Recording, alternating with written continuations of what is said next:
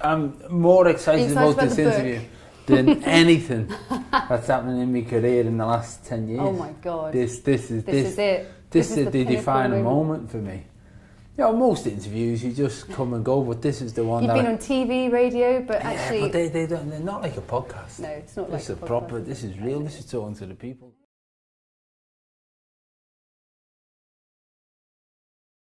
The conversation you first have with your wife, Melanie, when you first met her at college, I love that because, and I can tell you want to ask me why. No, I was just going to say why, yeah. Because in writing that down, because that's like verbatim how it was. But it's word for word. I mean, you remember that conversation. It's quite a short conversation, but it's still very.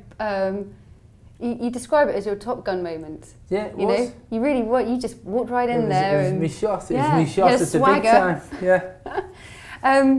Do you think you could read a little bit of it?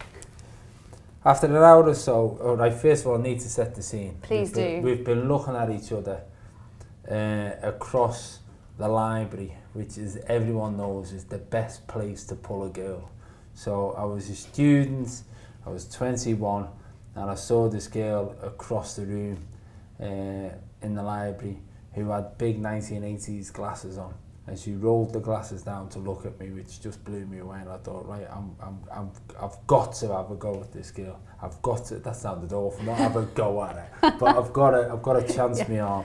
I know what you mean. So after an hour or so, with a few furtive glances away from the books, which reassured me that there was still some interest, I approached the study area where she was sat.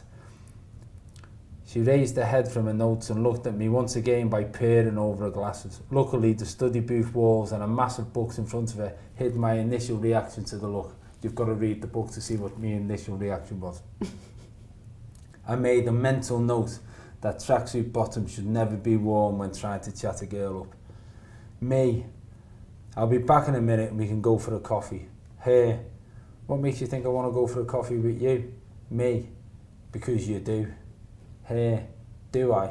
Me, yep. I walked away and then didn't return for another 45 minutes. Then I took her for a coffee. Boom!